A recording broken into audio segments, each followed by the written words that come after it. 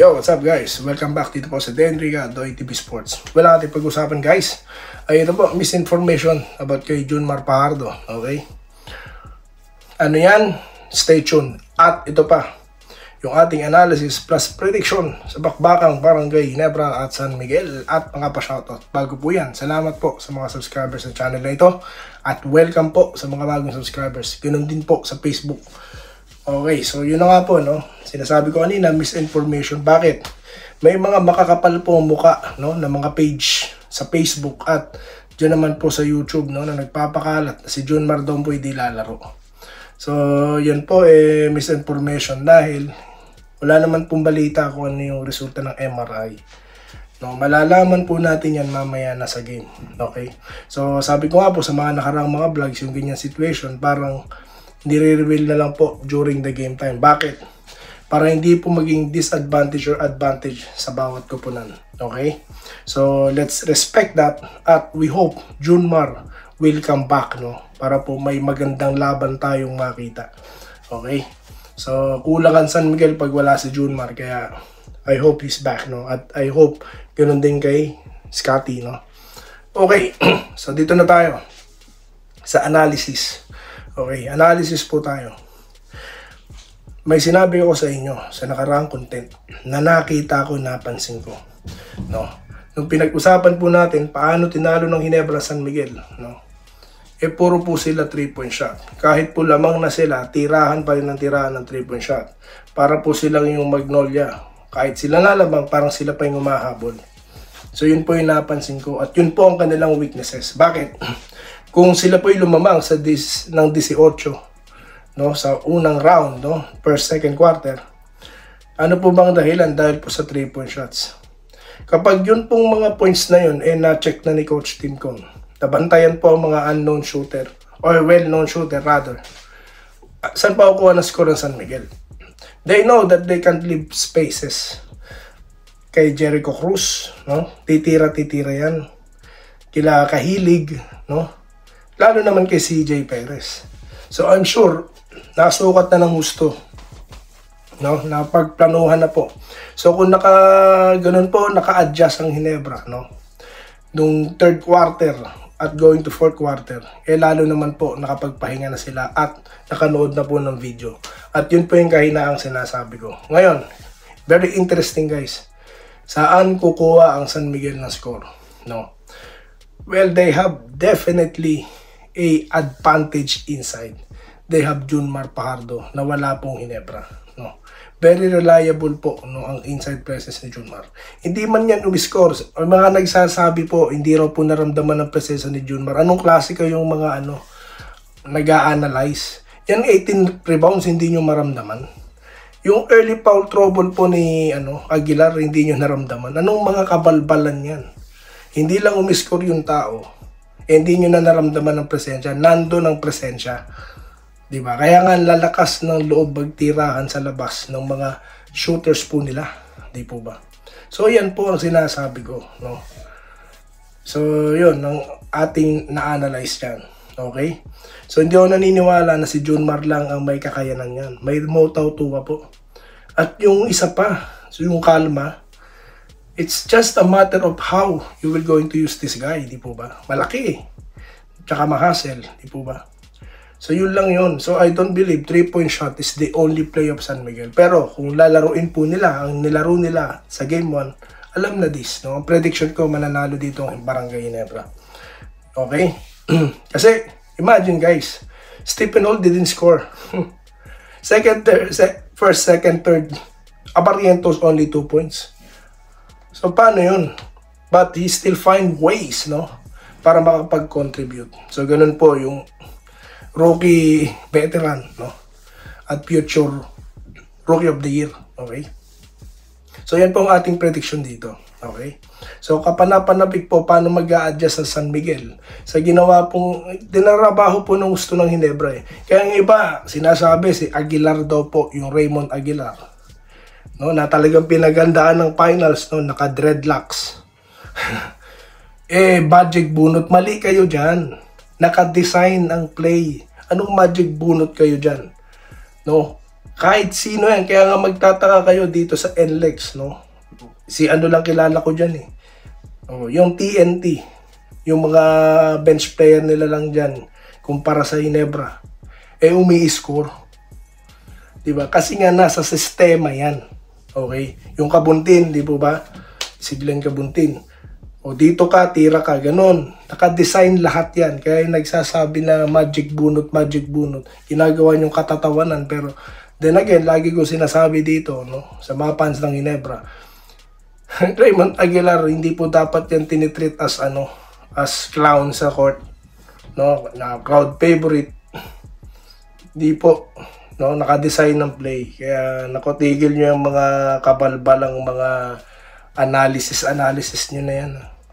Dito tayo, ha. Sa mga shoutout na po tayo. Okay. Ayan po, no, marami pong mga bagong subscribers. Salamat po sa inyo. At marami pong nanood dito, almost 7K na po, no, sa ating analysis paano tinalo. Excuse me po. Ito po, si Missy. Paano isusugod sa hospital si Pardo? Hanggang huling minuto naglalaro pa din si John Mar. Yun nga po eh.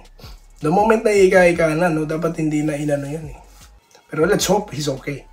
Hindi naman po lalaro yun siguro kung hindi niya sasabihin I'm fine, no? Or kung sasabihin niya pala na he's not good, no? So I think he's okay. Minerva Java, good day. Good luck po sa Ginebra, Gene King sa susunod na game. Dito po tayo kay Sir Willie Barday, gandang gabi. Struggle si Holt at Abariento sa game 2, gagana ang mga yan. Let's see, no? Let's see. Doy TV, tapos Day Enrica, ano pa talaga? Ginugulo mo isip. Huwag po kayo maguluhan. Reggie Chavarria, no? Alam niyo po kasi, no? Ito, ikukwento ko history ng Day Enrica, Doy TV Sports. Dalawa po ang vlog ko, no? Day Enrica, personal vlogs lang po yan. No? Tapos yung Doy TV Sports, yan po mas focus sa sports. Nangyari po, sa Day Enrica, wala akong masyadong personal vlog. Kaya, pinapalabas ko rin si Doy TV. Masyado pong makulit, no? Yung algorithm ng YouTube. At imbis na sa Doy TV manood yung mga subscribers, sa Day Enrica sila lahat nanood. Ngayon, wala nanonood kay Doy TV. Kaya pinag-combine ko na lang po sila. So, yan po yung history ng Doy TV at Day Enrica. Okay? Salamat po, no? Wala po, no? Sa 16,000, wala pong nagtanong. Kayo lang po nag-comment. Salamat sa inyo. Kay Chavarria, no? Reggie. Permin Camas, kahit sino dyan sa Ginebra bumantay kay Jeme, basta't one-on-one. Hindi talaga. Kaya nga sabi ko, merong ano dyan eh. Meron akong napanood, no? Podcast sila. 3 sila. Sabi nung isa, ano daw, Aguilar must contain Junmar. Kalokohan yun. You can't let Aguilar alone to defend Junmar. Foul trouble abutin niya. Diba? Sinabi ko yun. O ano nangyari? First quarter pa lang, foul trouble na si Aguilar. So sabi ko sa inyo, pipiliin nyo yung mag-a-analyze. Okay, di tayo. Pero pag healthy lang si Junmar, may laban. Okay. Hindi pa tapos ang best of 7. Doon na tayo magsabi na kung ano-ano. Okay, kapag nagharap uli sa finals ng Ginebra TNT 5G, kailangan talunin na nila sila para walang Grand Slam. Well, kung karapat-dapat naman po ang TNT sa Grand Slam, no? Sila po mananalo, no? Hindi naman tayo against sa pangarap ng isang kupunan. No, wala. Kung talaga sila ay kwalipikado, no? At pagtatrabahuan nila yan at yung team na katulad ng Ginebra at San Miguel hindi worthy na pigilan sila, wala silang magagawa. Yun po yun, no? Let's all focus, we're basketball fans, no? Okay? Charms Veracruz. Nice one, Ginebra, go championship. Romblon Vlog TV. Good PM. Cubs Idol 1-0 na ang Ginebra, 2-0 na sila bukas.